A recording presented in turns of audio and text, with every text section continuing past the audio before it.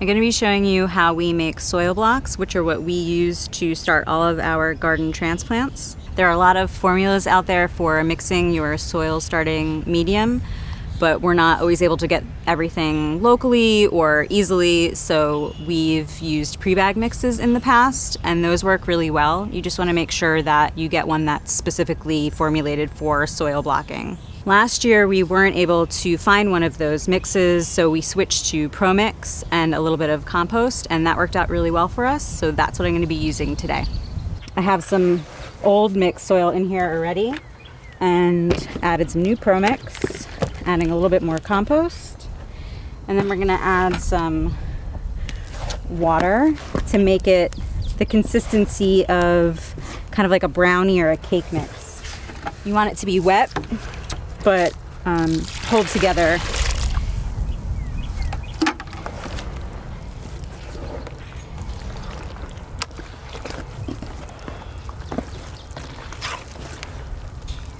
Better to add a little bit less water, because then you're gonna have to add more Pro Mix. This is a little too wet.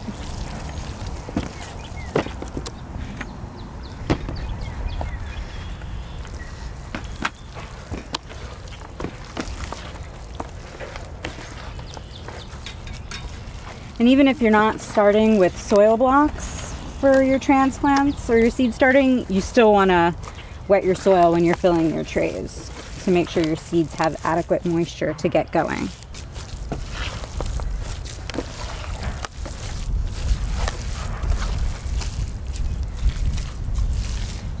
This looks about right. If you just squeeze it, kind of holds together, it's still moist.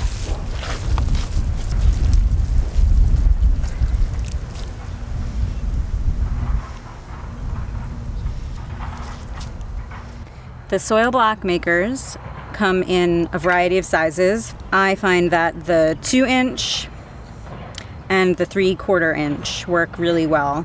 3/4 inch is great for really small seeds and things that take a long time to get going because they take up less space on your grow shelf. The 2-inch is a great general size for things, and it comes with a little insert, so you can then stick a 3/4 inch block into the 2-inch block for potting up when those little guys start to get going.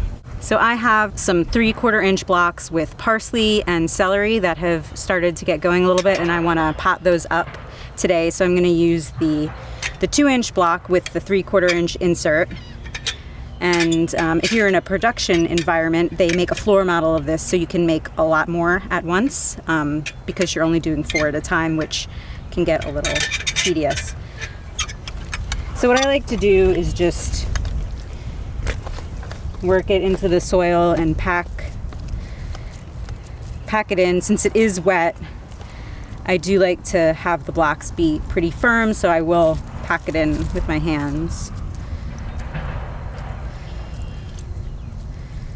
just to fill it. Could probably do it without that as well. So once you have it filled, you just put it on a flat surface. I use the lid of the container that I'm mixing in, so if I mix extra soil, I could just let it dry out, put the lid on, kind of keeps it together. And then you just push down on the handle and it releases the blocks.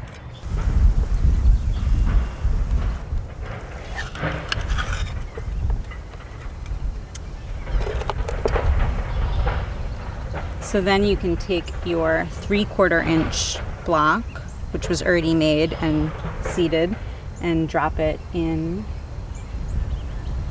to the hole.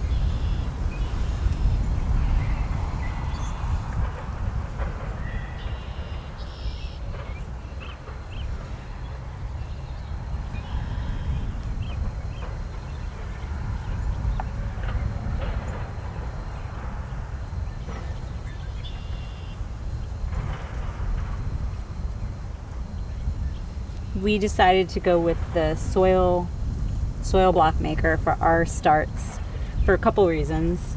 We really liked that you didn't need to buy pots every year and there was no plastic, so you're just buying the maker once and using less resources.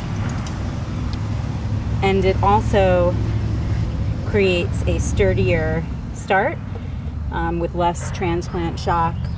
You're getting air around the plant while it's growing the roots, so it doesn't become root bound in a pot, and then you're not ripping it out of a pot to get it in the ground, which is really nice.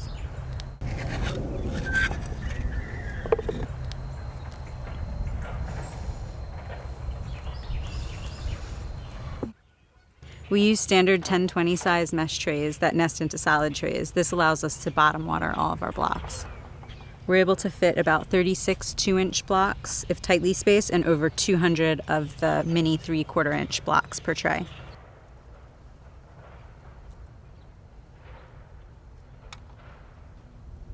This year we started pre-sprouting some of our seeds before putting them in soil blocks. We've done this for really old seeds that are probably outside of the viability range, and then we're also doing it for some seeds that take up to 2 to 3 weeks to germinate, just because we don't have enough space on our grow shelf. So to pre-germinate, all you really have to do is take paper towels or some napkins. We collect these when we forget to tell them not to give them to us at takeout, and you want to spray it down so it's nice and wet. You could also put it in the sink and wring it out, and then you just want to spread out some of your seeds. For planting purposes, it's a little bit easier once they're sprouting for them not to be touching, because sometimes the roots will get entangled, and it just makes it harder to separate them. Give them another little squirt, and then you fold your paper towel or napkin over and slide it into a plastic bag.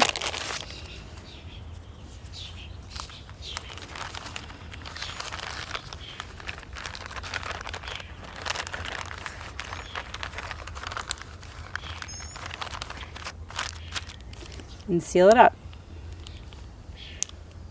Then you would place this in a dark, warm place, either on a heat mat. We stick ours on top of our grow lights and wait for them to sprout. It's also a good practice to label them in case you have stuff that's really similar, so you can tell what it is. So I'm going to do a couple more.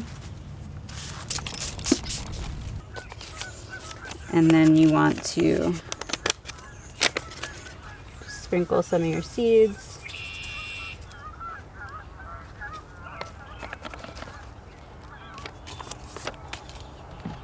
And give it another little squirt and fold over your paper. I'm just going to fold it up a little bit more so it'll fit in the bag. And you want to make sure you're keeping these moist the whole time, because it's the moisture that is starting the germination process. You seal it up and then check it periodically, and as soon as they start sprouting, you want to either plant them in the ground, or for something this tiny, we would put it in a 3/4 inch soil block. Once we have our soil blocks potted up or direct seeded, we get them on our grow shelf. If we were direct seeding them, we would put a humidity dome on, which keeps it nice and moist until the seeds germinate. And once they sprout, we would take that off. So we have the tray on our shelf with our lights. We're just using a 5-tier metal shelf. You could really use any kind of shelf. We had this, and it works great because you can just clip the lights to it. I recommend attaching the chains directly to the shop lights, because the little S-hooks will fall in and then you have to take the whole light apart to get it out. We use carabiners to adjust the height of the lights. You can also just attach your lights really high on your shelf and then use books or something to move your tray up closer or further away from the light, because you always want to have your lights to be between 2 and 4 inches above the top of your plant so they don't get leggy and they get adequate light, which should be about 14 hours a day. To keep from disturbing freshly seeded blocks and young seedlings, we bottom water all of our starts. And we do this by pouring water directly into the tray instead of onto the blocks.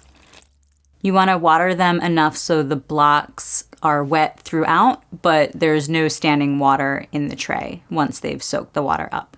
We also stick our germinating seeds on top of our lights because it's warm and they need heat to germinate.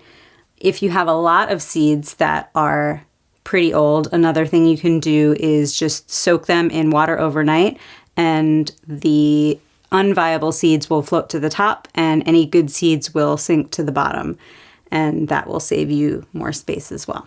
We shoot to keep our starts on the shelf for about 4 weeks, so we'll seed them about 4 weeks before we need to get them outside to harden off. After being in climate control under lights for 14 hours a day, they need to be slowly acclimated to outdoor conditions. So we'll bring them out and set them out on the porch for longer periods each day. So it'll start off at 2 hours, then 4 hours, then 6 hours, then 8 hours. Then we'll leave them out overnight. So it takes about a week, and then they're ready to be transplanted. Thanks for watching. I hope you found this video helpful. If you have any questions or comments, leave them below. We'll be back with more videos about home gardening and all of the stuff you can do with what you grow. Subscribe to our channel, Schoolhouse Farmhouse, and we'll see you next time when we talk about bed prep and irrigation.